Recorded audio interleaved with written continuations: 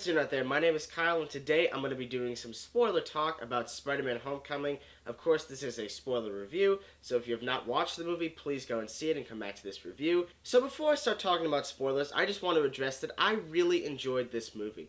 I had a lot of fun, it had a really nice script, it was witty, it was hilarious, it had a really nice cast. In my mind, the Vulture is the most relatable MCU villain, so I think that this movie really did some great things for the Marvel Cinematic Universe. Now, before I talk about the major twists and reveals in this movie, I just want to commend Tom Holland one more time.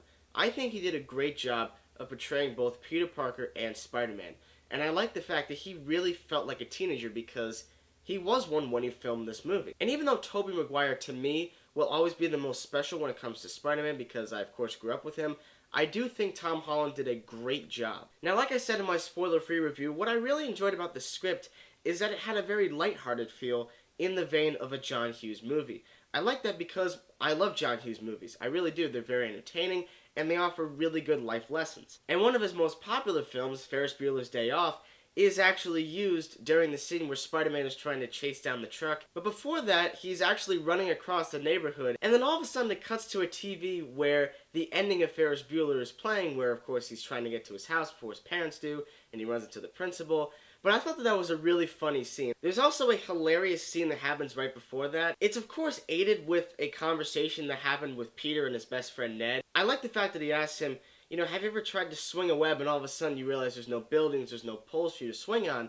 And he's like, no. And then of course going back to the moment I was talking about, he swings the web and all of a sudden it just vanishes from existence. And I thought that was really cool because I can't recall any other Spider-Man movie having that moment, because every other time he's obviously in the city and he can use the buildings to his advantage because there's buildings everywhere in New York. I do think a major part of what makes Spider-Man Homecoming work is the majority of its cast. And what I like specifically about them that I didn't address in my spoiler-free review is that they're pretty diverse. I know that Tom Holland is British. I know that Jacob Batalon, the actor who plays his friend Ned, is Hawaiian. Laura Harrier and Zendaya are both mixed, and of course we have Tony Revolori. It's something that I didn't really take note of while watching the movie, but it was after I filmed my spoiler-free review that I realized this is a very diverse cast. And of course, in an ever-changing world, I feel like that's what we need. In the case of very one-dimensional characters, I think Liz, Laura Harrier's character, is the prime example of that. She didn't really get to do much throughout the whole movie, and by the end of it, she tells Peter that she's moving. So there's not really that much to latch onto in terms of her character, except for the major reveal, which I'll talk about in just a minute. I want to go back to Ned. While I liked his character for sure, I thought it was hilarious, my biggest issue with him is we don't get to see his parents or his family. While I was watching the movie, I was wondering, where's his family?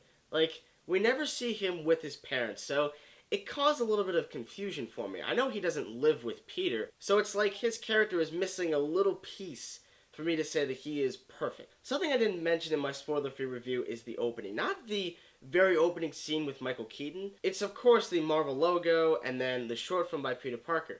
I didn't want to talk about that because the original Spider-Man theme mixed with Michael Giacchino's score was used for the opening credits. And I thought that was really cool. It was something that I wasn't expecting because I didn't even know who was scoring the movie before I even saw it.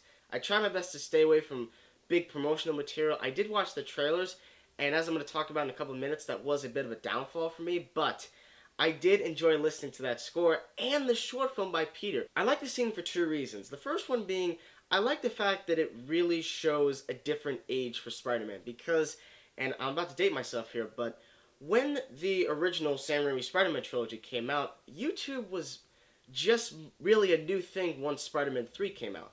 With the first one and the second one, YouTube hadn't even been invented yet. So the moment where Ned discovers that he's Spider-Man, he looks up to him and he says, "You're the Spider-Man from YouTube." And to me, I like that because it really shows a new age for Spider-Man and for Spider-Man fans. Something that young people can really latch onto. And the second thing I liked about the scene, which really addresses major points of the movie for me, was that it felt so different and unique for a Spider-Man film. And it just felt different and unique in general. Throughout the entire film, a lot of the tropes I had were subverted. The biggest one I had is the moment it pans to Liz, and we find out that that's Peter Parker's love interest. I looked over to my friend, because I saw the movie with a friend of mine, and he's a huge Spider-Man fan, and I said to him, I guarantee you she's going to be captured at the end, and Spider-Man's going to have to go save her.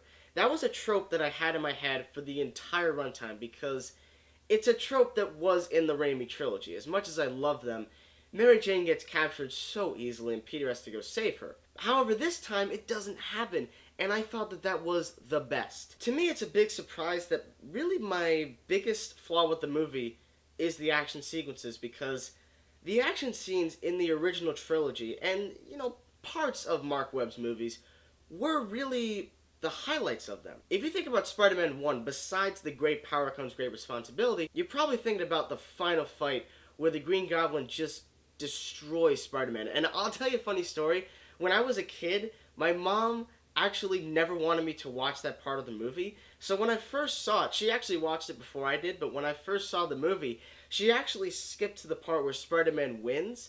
And then I actually had the DVD of it, and then the next day I actually rewatched it to see what happened in that scene.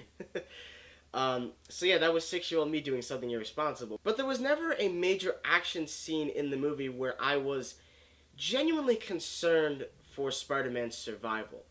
And that's a problem, because one thing that Sam Raimi did so excellently was create a sense of vulnerability. And like I said in my spoiler-free review, while the action scenes were fun, to me, the CGI for them looked extremely noticeable, and it looked very average. I was disappointed by not only how the CGI in general looked, but how Spider-Man's suit looked, because it looked for the most part fake to me.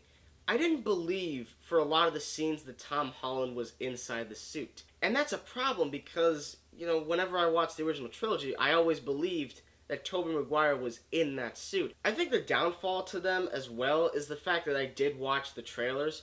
So basically every action scene that's in the movie is spoiled in the trailers, and that was very disappointing to me because all the best moments from those action scenes were in the trailer. Sometimes they'll show an action scene in the trailer, like for instance Edge of Tomorrow, but they won't show you the most important or vital scene. However, with Homecoming, if you've seen the trailer, then you know the major beats of the action scenes, and that was unfortunate. However, I want to turn this upside down and again talk about the positives, and now I want to break in the big reveal to this movie. And that's where we discover that the Vulture, Michael Keaton's character, is the dad of Liz.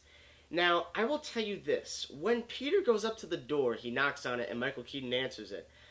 In my mind, before he said anything, I thought that he actually kidnapped Liz and her parents, because we haven't seen her parents yet. I thought he captured them and he knew he was Spider-Man, which would have been a pretty cool twist. It might not have made any sense because he barely knows Peter at all. However, when he says, "Hi, I'm Liz's dad," my jaw dropped, as I said before. I was just so perplexed. I was like, oh my god. And the audience in the theater I was in was just as shocked as I was. I was looking over at my friend and I'm like, that was so cool. It was a really amazing twist, and it subverted a major trope that I thought the movie was going to have. Not only that, but it actually made me think differently about the rest of the movie. For anyone who believed the movie was too lighthearted, this entire sequence, from him realizing that Michael Keaton's character was her father, to the actual threat towards Peter, is so intense. The tension is there. While driving to the homecoming dance, Liz is literally the ultimate low blower because she is saying everything that she shouldn't be about Peter, like why he disappears every day, why he wasn't there at the Washington Monument. And there's a moment where the car stops and the red light flashes on to Michael Keaton's character, and all of a sudden, once he determines that that is Spider-Man, the light turns green.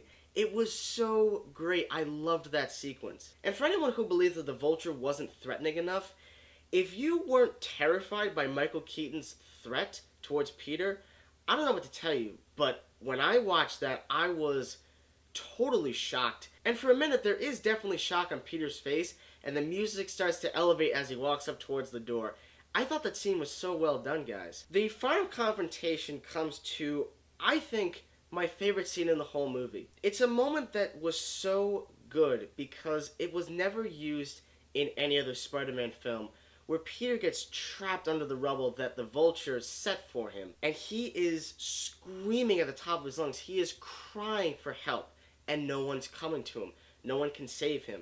Tony Stark's not going to come to him because he took the original Spider-Man costume from him, and he has to wear the old one. He looks at a reflection of himself in a puddle of water and realizes, I have the strength, I can get out of this, I'm not going to give up. And Spider-Man never gives up. And to me, it's a great inspirational moment for anyone. It's phenomenal. I absolutely love that sequence. People have called it cheesy, and that's okay, as long as the message is clear, and as long as you care about the character when he gets out of the situation. I love whenever a hero has to dig down to his inner roots and just is able to get himself out of any situation.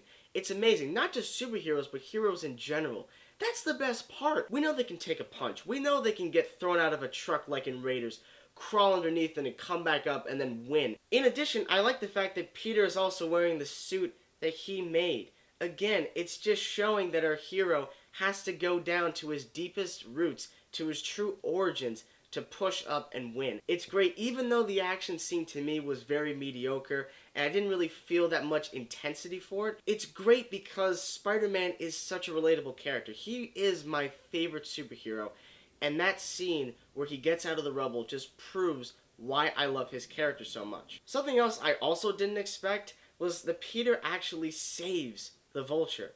I wasn't expecting that. That was pretty cool because during the mid-credits scene, when the Vulture meets Scorpion, who's going to be the next villain supposedly, he spares Peter by not revealing where he is.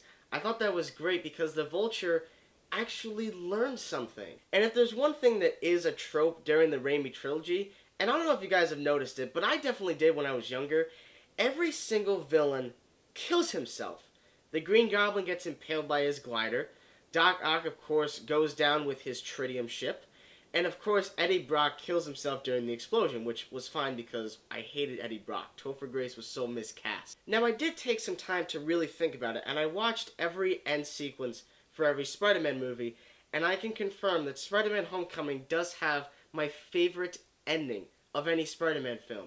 It was so perfect where Aunt May discovers that he's Spider-Man and she says, WTF. But of course the F word is blocked out by the credits because, Disney. But it was still hilarious either way. Now this is a bit of a shoehorn thing that I'm going to be talking about, but it does really fit in with the after credits scene, and those are all the Captain America television sequences. I thought those were hilarious, and to me they weren't really fan servicey because Captain America is still extremely relevant, and it's not like we have to bring in this person for that reason. I can understand why Captain America would be a figure like that. I can understand that. So it didn't really bother me. But if you thought it was fan service, that's perfectly fine. I'm not saying you're wrong. I'm just saying that's not how I felt while watching it. But guys, they were all hilarious. Especially the detention one. So, you're in detention. You screwed up. Take it from a guy who's been in Casey Nice for 65 years. Best way to be cool is to follow the rules. And of course, speaking of Cap, he shows up in the after-credits sequence in what is, in my opinion, the funniest post-credits scene I've ever seen in a feature film. When he tries to tell everyone the best thing for a soldier or student to have is patience. Just to think, why you waited so long for something so disappointing. That post-credits scene worked so well. I thought it was so effective. Anyways, guys, those were my spoiler-filled thoughts on Spider-Man Homecoming. As you guys know, I really enjoyed the film. What did you guys think about it? I'd love to hear your comments, so send them in the comment section below. What was your favorite part of the movie? What was your favorite scene? Did you like the twist of it? I'd love to hear all of that. Guys, thank you so much as always for watching. My next review is going to be about apes. That's right, War for the Planet of the Apes. I'm seeing it tonight. I am so pumped. Guys, you are the best. Thank you so much. Look forward to my review of War for the Planet of the Apes. Please like this video. Definitely click that subscribe button. Thank you so much as always, and stay tuned.